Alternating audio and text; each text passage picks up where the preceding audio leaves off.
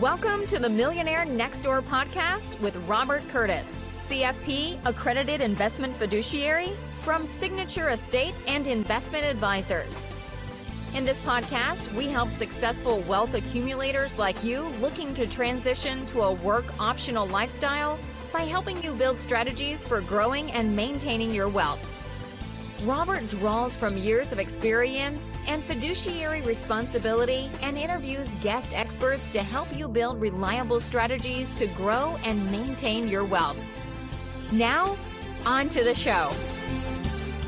Well, hello, everyone. Welcome to the Millionaire Next Door podcast. Really pleased you're here. Thanks for being here. I think you're going to find today's discussion of great benefit. We're going to dive into the area of identity theft, your remedies, and how to minimize your risks. I've brought on an expert to deal in that area, Robert Brennan. He is a trial attorney, a very seasoned professional trial attorney who deals with that area and has expertise in Southern California. He's dealt with it many years. He deals with all aspects of it. He's just a wealth of knowledge. Robert and I sat down. We had lunch several weeks ago, and we were chatting about his areas of specialization in his legal practice, and this came up, and I thought, what a wonderful way to share this info with folks and introduce folks who may have a need at some point in the future for his services. As many of you know, I have what's called a value-added support team. These are a number of aligned professionals who can really help out as needed, and they're of very big value to clients in my network if there is an opportunity to introduce them. So with that long-winded introduction, I'd like to bring Robert Brennan on. And welcome, Robert. Thanks for being here. Rob, thank you so much for having me on the podcast. Absolutely. Yeah, we're delighted. This is such a pervasive issue. It can hit you at any time, and it's just complicated. And so go ahead and maybe launch into some of the stuff or your experience, or I'll let you have the mic here. Obviously, I have a lot of experience in this because I represent a lot of clients who've been victims of identity theft. It always continues to surprise me. I was watching 60 Minutes, I think a week or two ago. I think it was just last week, and they were talking about basically the piece was on fraud in the government, and the upshot of it was that there was a tremendous amount of fraud that was basically people hacking into the survivors of natural disasters and getting their information and then applying for FEMA benefits and things like that based on stolen identity. And one thing which they said on that broadcast, which caught my ear, which I've known for some time, but it was good to have it verified by someone who was an expert. They had like an FBI expert on there. And he said, every single person in the United States, their name, their social security number, their address, their birth date, it's all 100% on the dark web, 100%. So, I've actually known that for some time, probably 20 years. We had a very, very wealthy guy came into my office because of my practice, doing identity theft and doing fair credit reporting cases. He came into my office and he basically said, I will pay you double your hourly rate, but what I want is I want you to completely cleanse my identity from any place where it might be on the internet and just make sure that I am completely insulated from any kind of identity theft. And I told him 2 minutes into the conversation, I said, it's a generous offer, but I can't do it. It's impossible. And that was 20 years ago. So, today, I just think that people have, it's not, 25 years ago, when people went through an identity theft, I think it was a novel experience, and I think it was extremely traumatic. I think nowadays people just have to recognize and understand and accept that something like this is going to happen to them at some point or another, and they just have to be prepared for it, and without getting upset or without getting depressed about it, go through the effective steps that they need to go through to remedy it, because you're never, ever going, at this point, the way our culture is right now, you are never going to insulate yourself 100% from an identity theft. You're not going to. So, it's just, you have to be prepared with the tools you need to handle it if and when it does happen. That's just the truth. That makes complete sense. I figure it's all out there. It's just a matter of time. It'll probably happen a few times. Going in with that, I guess that expectation, then I don't know if you'll get into some details, but what do people then do? What are the steps? Because you're obviously going to panic and that's highly stressful and you're going to worry, but maybe you'll cover that today, but then what is that checklist that, what is the game plan that you should really have ready just in case, boom, there it is. And we're now, leaking like a sieve with anybody's got access to our info and maybe our et cetera. So, well, Rob, I will cover it in great. the podcast. Basically, starting out with the basics. I mean, there really are two separate culprits, and maybe culprits is not the right word, but two separate things you have to be concerned about in an identity theft. Number one is the identity thief, the person who has stolen your identity and is now using it for their own financial benefit, or in some fashion, but 99% of the time it's to get money from one of your accounts, to buy something using your credit, to do something which you are not approved and which normally costs you a lot of money.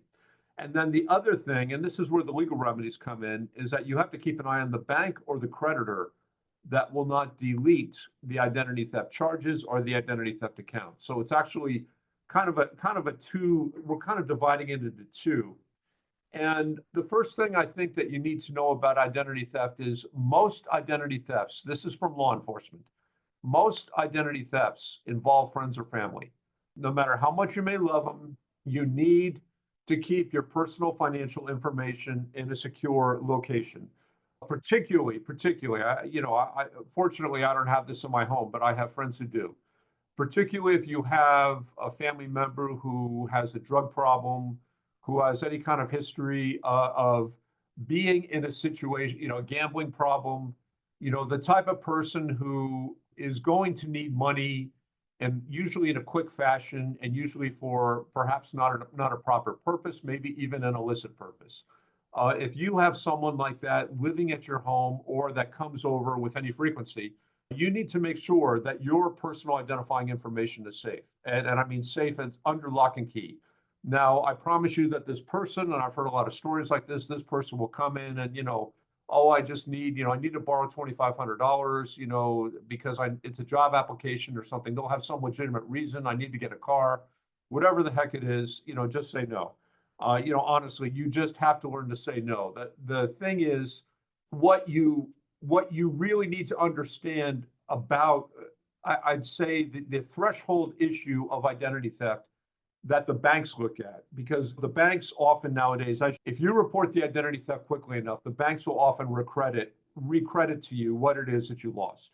So, I mean, some identity thief takes $5,000 from your account, or goes down to the Apple store and tries to buy $5,000 worth of goods. If you notify them quickly enough, a lot of times they will recredit your account. They will actually give you the money back. But when they don't is when they think you've given permission to the person to use your identity, to use your credit card, to have access to your bank account. When the banks believe or have some evidence that you've given permission to the person who committed the identity theft, then they will say no. They will not recredit the money. And that is, so the first thing, I'd say the very, very number one threshold issue that people have to understand. Most identity thieves come from friends and family, number one. Number two is you have to restrict access to your personal financial information, to your credit cards, to your bank account information, to your brokerage account information, whatever it is. Wherever you have money that can be stolen, you need to restrict that information, really, from anyone, and err on the side of caution. I mean, I cannot tell you the number of times people have come to me, an identity theft involving sweet little Aunt Tilly, who was, 74 years old, and she made the best apple pie and all this other garbage and all that. If sweet little Aunt Tilly is running out of money and gets desperate, sweet little Aunt Tilly can be an identity thief. So obviously, excessive paranoia ruins your life. And I'm not saying that we have to go around being excessively paranoid, but appropriate caution. is necessary when it comes to your personal identity. Absolutely. So that really is step number one. Do you deal with this? You speak of sweet little Aunt Tilly. Well, you brought to mind one of my clients had her mother who lives on the East Coast. She's the daughter's on the West Coast, but she's got some pretty substantive dementia or memory loss, and she's been victimized, elder abuse by someone they know that took the funds, a good amount of funds, but do you deal with that area? I mean, now the daughter's taken control of the account, but she was trusting, she wasn't really there. And there's literally people who had befriended her for years, but then swooped right in because she was pretty naive and pretty vulnerable and got away with a large amount of money. And it's hard to ever get that back. I don't know if that was an area you dealt with or not so much. It's not my area. I Uh-huh. will tell you that is the area of a probate lawyer. And I will tell you, you bring up a very good point that I need to include in my outline on this, and that is that when you have a relative that you care about that also has some money, because a lot of times, people who've been living modestly and drawing a pension or drawing Social Security for a period of 10, 15, 20 years, and they're not really spending the money, and maybe sometimes they're even investing it. Sometimes these people wind up being millionaires, or multimillionaires, even if they had, even if they didn't necessarily have a high rolling job when they were in the workforce. When you see someone that you care about starting to develop dementia, you absolutely need to take steps. And I would say what you need to do is visit a probate lawyer, and you need to look at a conservatorship. Now, there are stages and things you can do short of a conservatorship. You can basically create joint accounts. I mean, if you are a trusted person, I'm referring to myself now as a trusted person. I mean, my father did unfortunately develop dementia and, eventually passed away from it. And before the time he died, I mean, for a period of about 3 or 4 years, so my father had some money. I and also my sister were joint account holders with him. So basically, anytime there was any kind of withdrawal, anytime there was any kind of effort or to move any money in any of his accounts, my sister and I would get notified. And fortunately, there was nothing like that going on. But that is the joint account. The joint account idea works. It helps. But if it gets to be really severe, and particularly if your sweet little Aunt Tilly does have dementia, and she's surrounded by people that you don't really know, you need to go to a probate lawyer and get a conservatorship set up. And basically, the conservatorship is a court-monitored arrangement. Sure. Where someone is watching over the person's finances and making sure that nothing improper is going on. The other Okay. thing, Rob, there's one more thing. You understand that thieves these days, they are completely without scruple. You're victimizing an old person with dementia. It doesn't move the needle in terms of their conscience. You have to understand that. So not only will you probably need to set up a conservatorship or some kind of joint account arrangement, but also you need to take a look at their internet access.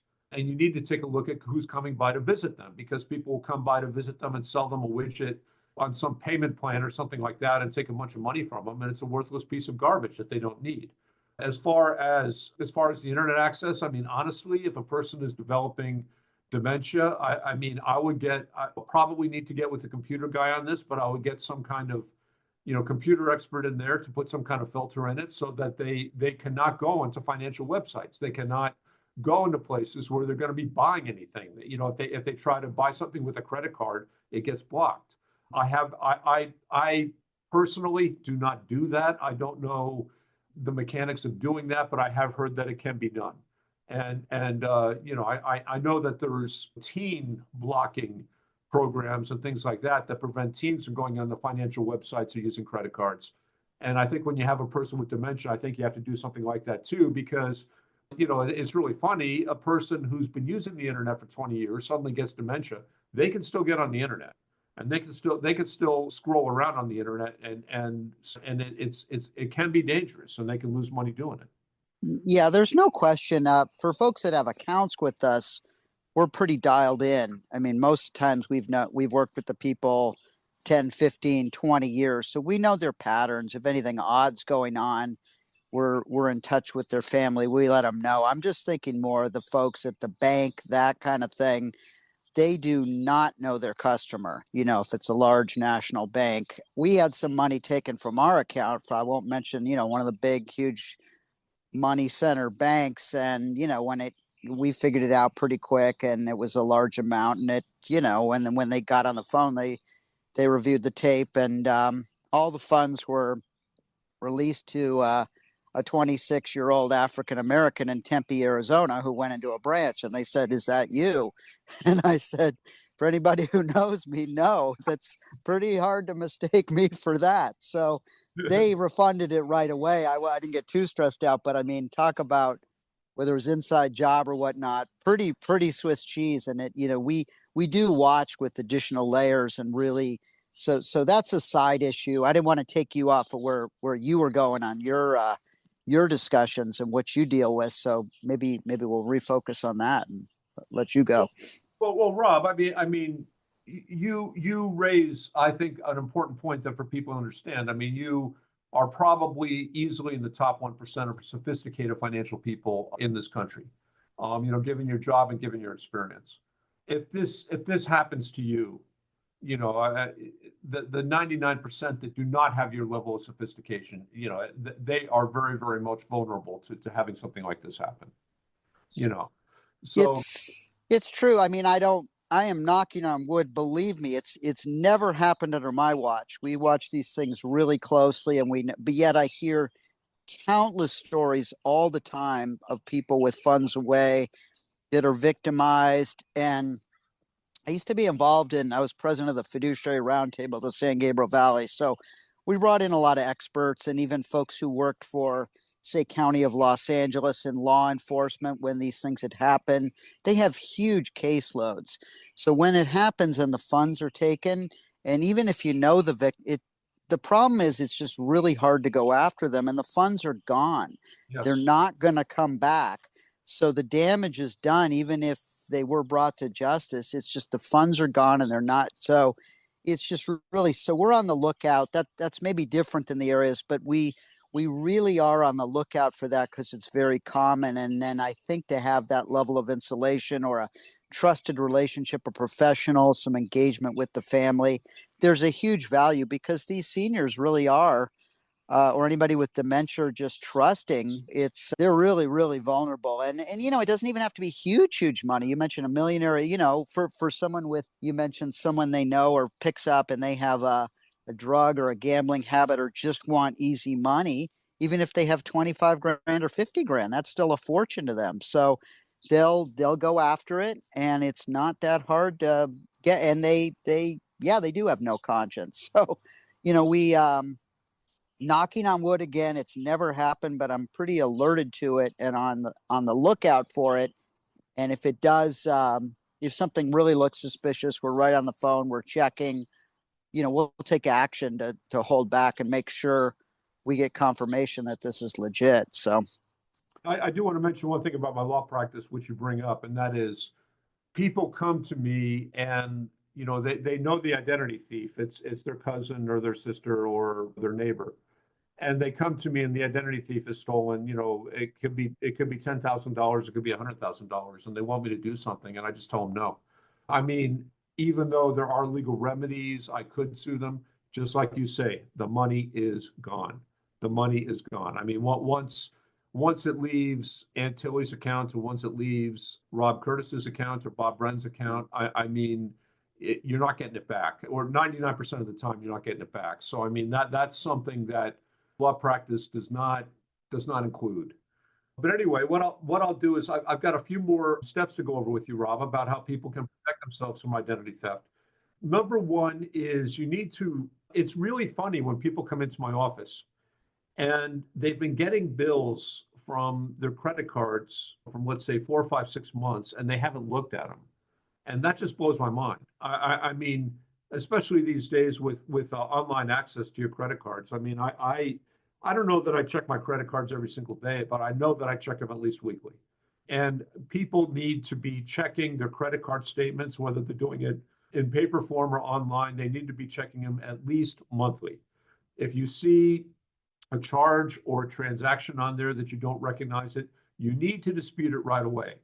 The one thing about the consumer protections that are in place under federal law, mostly under federal law, but also under California law, the consumer protections that are in place require that the victim dispute very promptly. I mean, if you see an unauthorized charge on your credit card and you put it aside for 6 months, you may well lose your right to get that money back. So I tell people, at least monthly and maybe even more often, review your credit card billing statements, review your account statements, make sure there's no unauthorized charges there. If you see unauthorized charges, dispute them right away. Next step is monitoring your credit report. Some people are obsessed with it. I mean, I know I have clients, I do a lot of Fair Credit Reporting Act work, which is false information on your credit reports and getting remedies for false information on your credit reports. People come to me and they are obsessed. I mean, I have clients who check their credit report 7 times a day. There's no reason to do that. There really is no reason to do that. But I think you need to check your credit reports at least quarterly. You can pull up your credit reports from annualcreditreport.com, which is a government service. It's free. And basically, you can pull up your credit reports. I think that the way that people do it is that every 3 months they pull up one of the 3 individual bureau credit reports and review it for free. So, for instance, in January they pull up the Experian report. January 1st, on April 1st they pull up the Equifax report. On July 1st they pull up the TransUnion report, and so forth. And they keep an eye on their credit that way. I would say at least quarterly. These days, one thing which is really nice about a lot of the bank platforms, the online bank platforms, like I have American Express, and I've also got Wells Fargo, Bank of America. They will actually have a shortened version of your credit report that you can pull up right off the bank platform, and you can also check your credit score. So I mean, you don't even at this point in time, I mean, check with your bank, but you probably can get access to your credit report right through your bank online. And I would say quarterly. I don't think you have to review your credit report weekly or anything like that, but I would say, your credit report, the way the creditors report information to your credit report, most of the time is reported on a monthly basis. So, I mean, if you want to be extra diligent, I would say review them monthly. I don't think that reviewing them any more frequently than that really makes a difference. But I would say reviewing them monthly, because if a new charge goes on your credit report, probably it will go on in month-to-month type of cycle. And so you can, review it and determine, whether or not it's a fraudulent charge. Now, when you see false information on your credit reports, and this is very important for people to understand, under the federal law, if you see false information in your credit report, you have to dispute it to the credit bureau. Let's say the false information on your credit report is coming from a Bank of America. I'm just using Bank of America just for example purposes. Let's say it's coming from a Bank of America credit card. Disputing directly with Bank of America does not give you rights under the Federal Fair Credit Reporting Act. You have to dispute it with the credit bureau or the credit bureaus where it's appearing. So if the false information from your Bank of America credit card is appearing on your Experian and your Equifax credit reports, I'm just picking 2 of them, you need to dispute with Experian and with Equifax. And I always recommend to my clients, you can dispute online, you can dispute by phone, but I urge people not to do that. And I'll tell you why. The credit bureaus do not always clean up your credit, even if you have a very, very valid dispute. And, I obviously on a very frequent basis, I file lawsuits against the credit bureaus.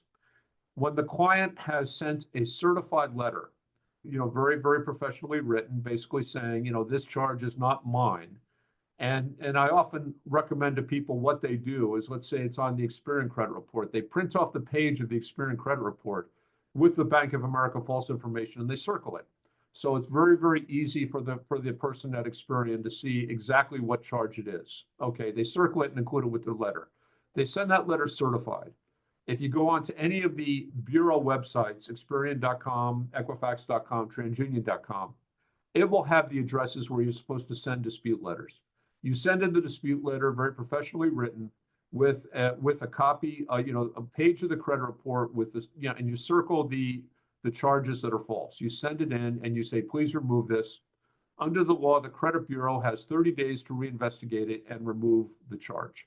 If for some reason they don't remove it and it goes forward into any kind of lawsuit, which is where I come in, having that certified letter professionally written with a copy of the copy of the credit report with the false information and it's circled, that is the best exhibit one in a trial that you can possibly imagine. I mean, the person, it's not a telephone dispute, it's not an online dispute. They've written a certified letter. There's record that Experian or Equifax received it, and they've shown Experian or Equifax exactly what the false information is. Now, if it's Bank of America, you could also CC that same letter to Bank of America, and that often is an even more effective way of getting them to remove the false information from your credit report without having to file a lawsuit. But if you want to have rights under the Federal Fair Credit Reporting Act, you need to dispute with the bureaus, and I always recommend doing it in writing in a certified letter. Okay, if you have any questions on that, I'll move on to the next one. Yeah, move on. But real quick, I don't know exactly how they're funded, the credit unions. I'm assuming maybe the banks or lending institutions is really their client, or where they get their funding. I don't know. But do you know? Because you may not really be their client. They're there, they're doing this, but they don't. It's sort of like Google. They say it's not, or any of these you're not there. It's the advertisers pay. That's who they're working for, not. So that just occurred to me. They're there, but you're not. You don't really have any, unless you send something to them with teeth. But anyway, just a thought that popped into my head. Rob, Experian, Equifax, and TransUnion, those are the big three credit. They're all private industry. They're private companies, and their bread and butter is a bank, a car dealership, a credit union, whatever, a credit card company will basically have a yearly subscription with them, and they pay monthly. They pay monthly for basically full access to the database. So yes, the credit bureau's clients are the lenders. The financial industry.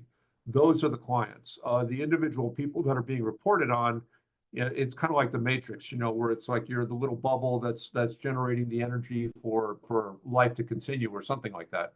But I mean, basically, your information is obviously the stock and trade, but you are not the client. The client is the financial industry that uses the information basically to determine creditworthiness, and it's not only creditworthiness. I'll jump off just for a second, just for a little side thing. It's also these days, and it's not, I shouldn't say these days, it's been going on for a while. It's also job applications. It's also apartment applications. And more recently, and I'd say this is a creature of the last couple of years, it's dating. More and more men and women are, when they think about getting involved with someone that they meet on, I don't know what people are using these days, where they're swiping left or swiping right. But they're requiring the person to show them a credit report. And I was recently taking a hike with just I hike a lot with different groups around Los Angeles, and I was taking a hike with a single lady who was very interested in a guy that was pursuing her. And I said, before you get involved with him, make him pull, and I recommended to use Experian, make him pull the Experian credit report and show it to you, because you do not want to get involved in a relationship with someone who's a deadbeat. You don't. It will drag you down. And I have no compunction about telling people they really do need to, before you go into a business relationship with someone, before you go into a partnership with someone, make them pull a credit report and show it to you. And I don't think there's anything improper about that, because like I say, if you go into a relationship with someone who doesn't manage their money well, believe me, after a while, that's going to spill over into your finances. I mean, that's how it always happens. So that is so fat. Yeah. What different aspects we're bringing up, a life, or, hey, I know we're running a little long and you have a ton of info. We might even have to go to a two-parter on this thing, but keep going with any really big key points. And I just want to be respectful of your time and not run on too long, but we're really just scratching the surface here. So keep going, but we'll start to have a little bit of a I'm getting a little bit of a time signal here from our production team, just FYI. So, yep. Yeah, Rob, if you need me to come back and finish up, I'm happy to. But I'll go through some Yeah, of the let's initial. keep going. Yep. Yeah. All right. Using an ATM. I generally tell people to only use an ATM physically inside your bank branch, because a lot of identity thefts and you happen at the outside ATM locations, number one, and number two, the independent ATMs. Like for instance, if you go to a Wells Fargo, the ATM that's either inside the Wells Fargo or is attached to the outside of the Wells Fargo, that will be a Wells Fargo ATM. And so if you're a Wells Fargo customer, use the Wells Fargo ATM. I positively do not trust, when I go downtown or like, I'm out of town or something like that, and there's some independent Joe's Quickie Cash Service or something like that. I don't use those ATMs. I don't. I Just to be clear, the one if it's Wells Fargo, but it's at the outside of the building, you can, it's because the place is usually not open when I'm there to even go physically inside, but it's attached to the outside of the building. That you're saying that's it's okay, but I would just keep an eye on your surroundings. Okay. I mean, one of my paralegals some years ago, they had installed a magnetic strip inside of an independent ATM, not a bank ATM, but an independent ATM. And she went and she withdrew money from the ATM, and the guy was standing over her right shoulder and saw her pin, and so then went up there afterwards and removed the strip so it had the information from her card, which he was then able to transfer onto a fraudulent card, and had her PIN number and withdraw the money in her account. Fortunately, she was able to get it back because she disputed it right away. But it's when I'm using an outside ATM, I mean, if people, obviously you're going to be in a situation where people are standing in line sometimes to use the outside ATM. I mean, that's human nature. But if someone is standing really close to me, I tell them that they need to move back. They need to. You don't have to. And if they say no, then say okay, then go to a different ATM. I'm not gonna sit there with someone practically leaning over my right shoulder, while I'm trying to withdraw money from my ATM. So just be aware of your surroundings. If someone is standing too close, just ask them to move a couple feet back so you can do your transaction, and then they're next in line, and then let them go up and do their thing. The other point I want to bring up is when you're paying for gas or paying for a lot of things these days, that the tapping cards as opposed to sliding them, it is much safer. It really is. So I at first was skeptical about the tapping technology, but now that I've learned more about it, I use it myself, and I really do encourage people to tap rather than slide or insert your card when and where you can, because it's much harder for a thief to install some kind of magnetic device inside of the machine to pull down your information when you're tapping. When you're sliding or when you're inserting the card, it's much easier for them. Okay, I think a really obvious one that I think everyone already knows at this point is don't do any financial transactions on any public unsecured Wi-Fi. Don't. And that includes Venmo and Zelle. I every single year, I mean, people go out to, the various, Coachella and the other music festivals, and they come back and they're victims of, identity theft. And I can't help them because they've sat out there in completely unsecured Wi-Fi locations, and they've sent someone a Venmo or a Zelle, and they end up losing money on the deal. So that's something that I think at this point, if you're going to be doing any financial transactions, do it unsecured Wi-Fi. When I traveled in Ireland, all the hotels I stayed at, not just, I didn't know this when I made the reservations. All the hotels I stayed at had unsecured Wi-Fi. I didn't do any financial transactions. I didn't. When my wife and I traveled to Italy just this past year, this time I asked the right question. And I said, do you have secured Wi-Fi? Secured Wi-Fi. And they said yes. And I would only book the hotel after confirming that they had secured Wi-Fi. And does that mean like a password protect? Like sometimes they'll give you a password, the hotel or whatnot. Other times it's just an open network. Yeah, well, an open network is obviously the most dangerous. Even an unsecured Wi-Fi, it may be password protected. The point of the unsecured Wi-Fi is that there is no encryption whatsoever. So someone who can get onto the frequency can actually steal the information.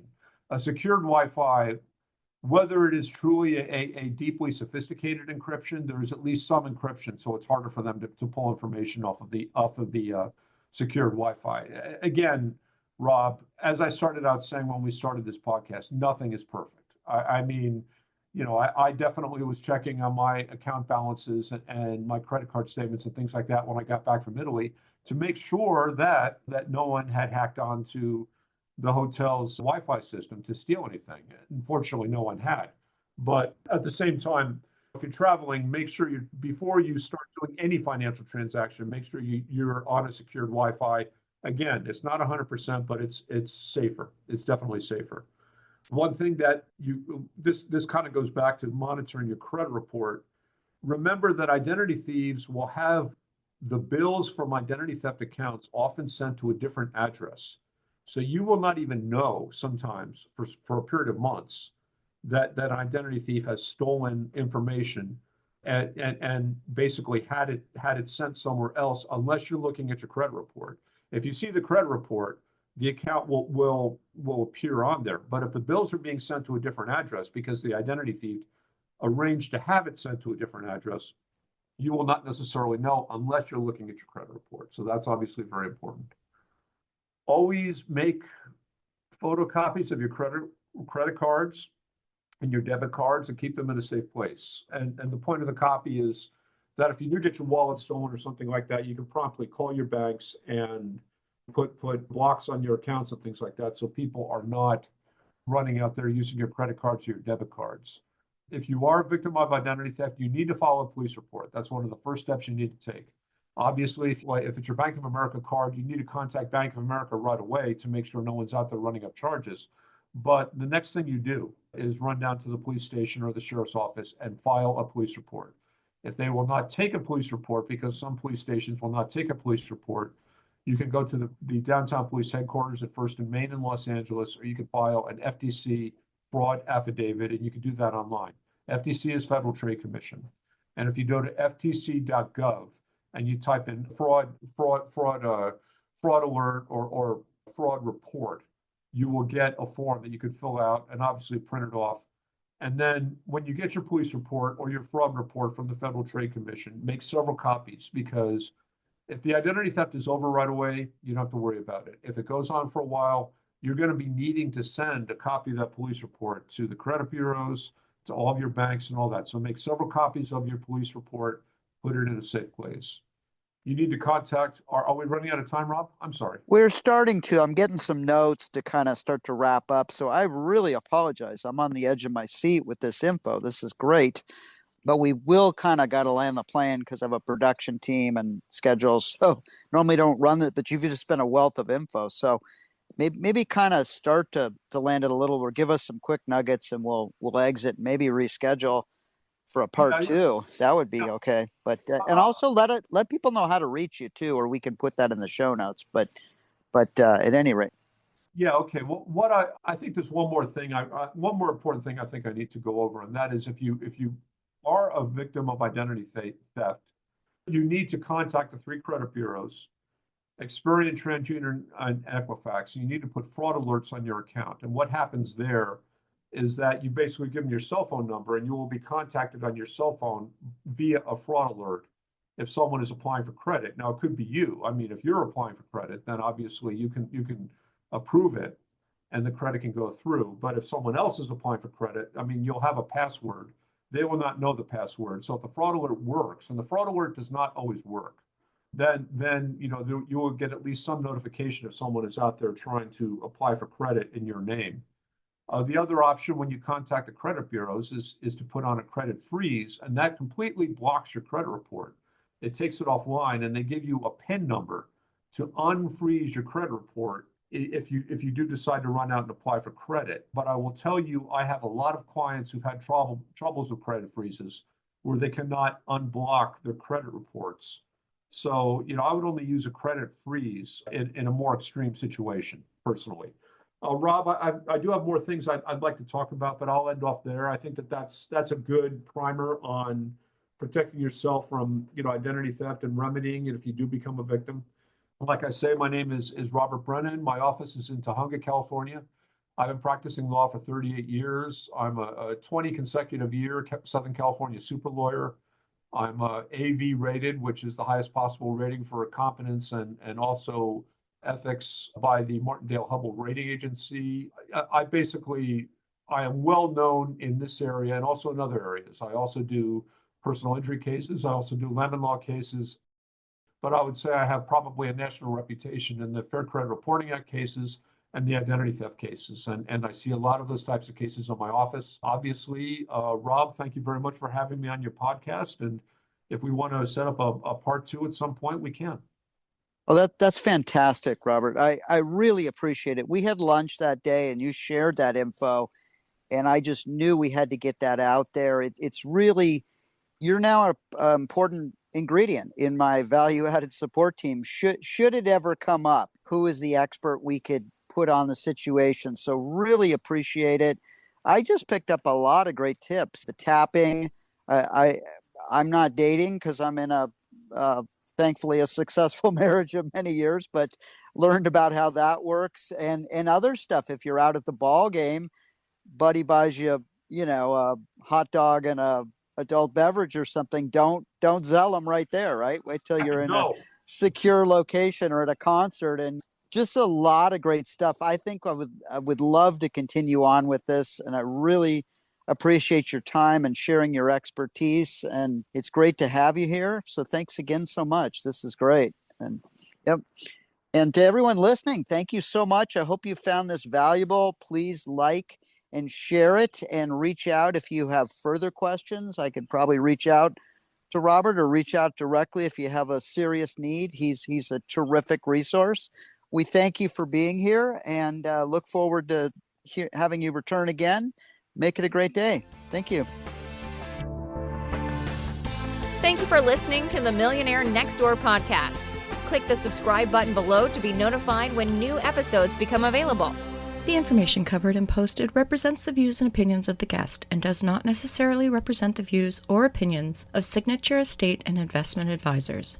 Signature Estate and Investment Advisors, LLC, SEIA, is an SEC-registered investment advisor. However, such registration does not imply a certain level of skill or training, and no inference to the contrary should be made.